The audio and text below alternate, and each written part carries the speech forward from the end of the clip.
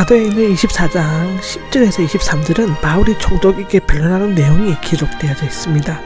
이 민족의 재판관인데 바울은 더둘로처럼 아첨하지 않고 간결하면서도 품위 있게 서두를 꺼냈습니다. 벨릭스는 52년경부터 6.67년간 총독의 자리에 있음으로써 그전에는 군대 지휘관으로 팔레스타인에 있었다고 하고요. 유대 통치에 관해 충분한 경험을 가지고 있으며 따라서 정확한 재판을 할 수 있는 것으로 기대하는 것입니다. 바울은 더블로의 세 가지 고소 내용에 대해서 차례로 반박합니다. 첫째는 나는 사람들을 정치적으로 선동할 목적으로 예루살렘에 가지 않았다는데 그는 예배드리려고 갔다고 했습니다. 11절에 그렇게 나오죠. 사도행전 24장 10절에서 23절은 바울이 총독에게 변론하는 내용이 기록되어져 있습니다. 이 민족의 재판관이 나오죠. 바울은 더둘로처럼 아첨하지 않고 간결하면서도 품위 있게 서두를 꺼냈습니다. 벨릭스는 52년경부터 6-7년간 총독의 자리에 있었으므로 그전에는 군대 지휘관으로 팔레스타인에 있었죠. 유대의 통치에 관해 충분한 경험을 가지고 있으며 따라서 정확한 판단을 할 수 있을 것이라고 기대할 수 있을 것입니다. 바울은 더블로의 세 가지 고소 내용에 대해서 차례로 반박하였죠. 첫째로는 나는 사람들을 정치적으로 선동할 목적으로 예루살렘에 가지 않았다입니다. 그는 예배드리려고 갔다고 했고 유대인으로서의 바리새인의 훈련을 받은 그가 명절을 맞이하여 예루살렘에 가는 것은 지극히 당연하고 자연스러운 일이었습니다.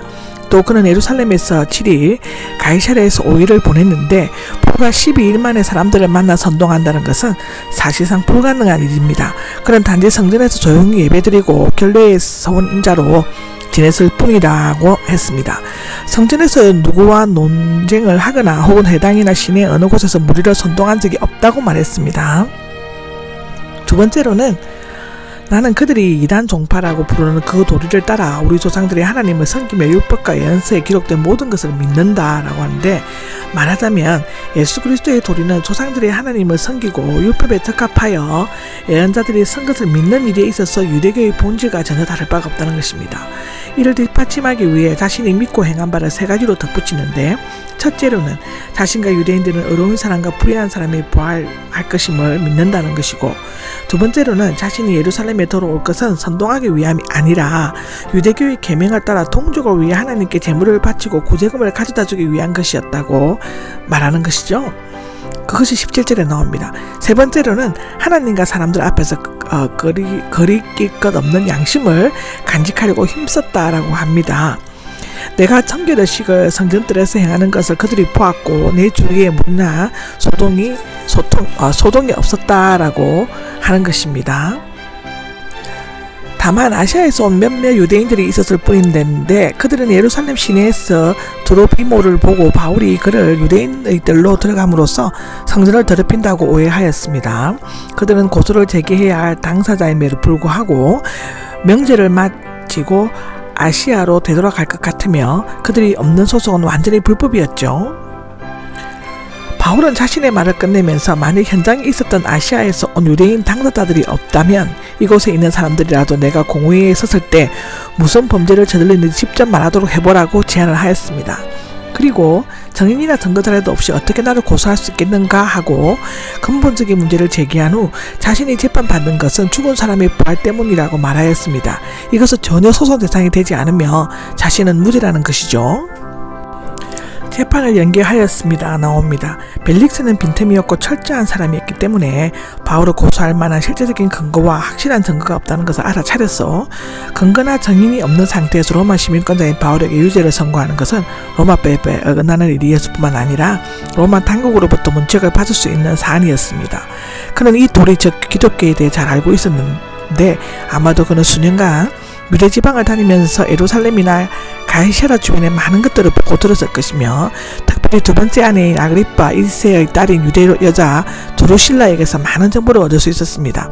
특히 가이사랴는 25년 전 고넬료와 그 가족이 회심하여 군대 안에 믿는 자들이 있을 수도 있고 또 빌립도 여러 경로를 통해 복음을 전했을 것입니다.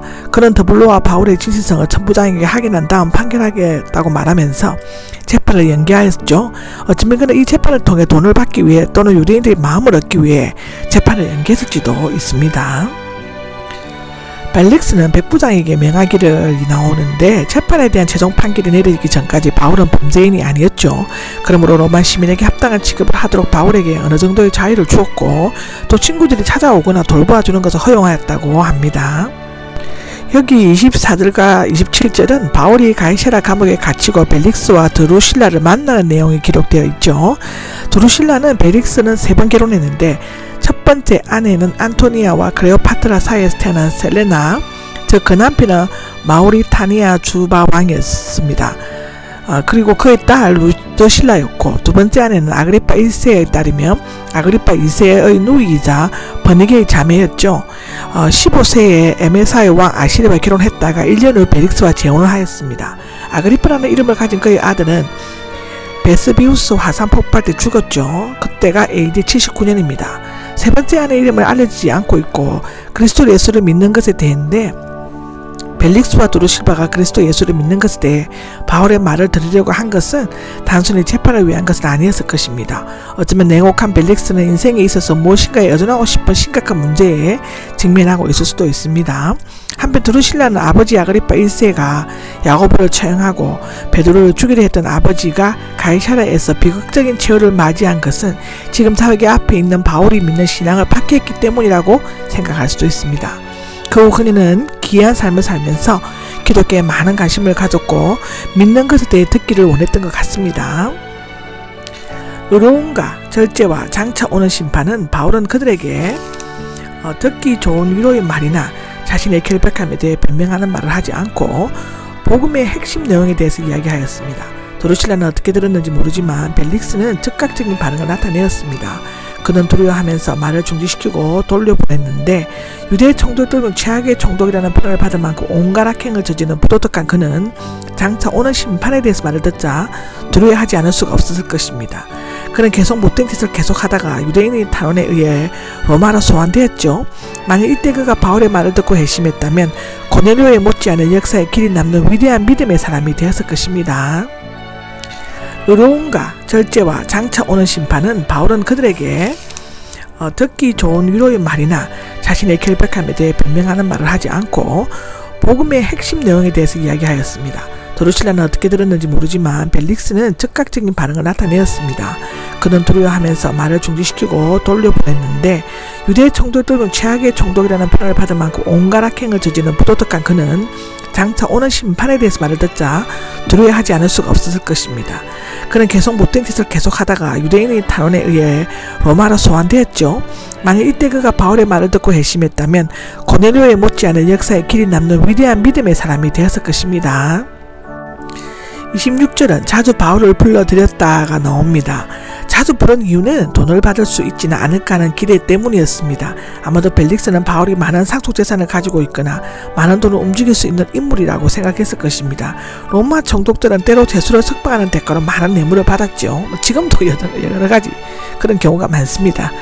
제수를 석방하는 대가로 여러 가지 정치적인 이유가 있죠. 베스토의 후임으로 온 알비누스는 강도죄로 통된 자의 친척들에게 돈을 받고 석방했고 돈을 낸 자는 모두 풀어준 것으로 알려지고 있습니다.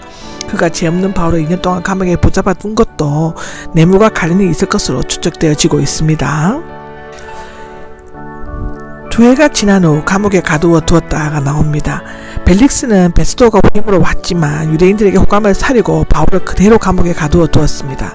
끝까지 뇌물을 내지 않고 버티는 바울이 한편으로는 괘씸하고 얄밉게 여겨질 수도 있지만 벨릭스는 유대인들의 탄원으로 네로 황제에 소환되어 유배형을 받았지만 동생 팔라스가 영향력을 행사했기 때문에 그 집행만은 면하였습니다.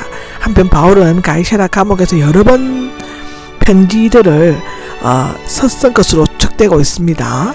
에베소서나 골로새서, 빌리보스 또는 히브리스를 썼는데 무엇보다도 그는 이곳에서 하나님의 뜻에 참고 순종하는 법을 배웠다고 빌리보서 4장 1절에는 기록하고 있습니다.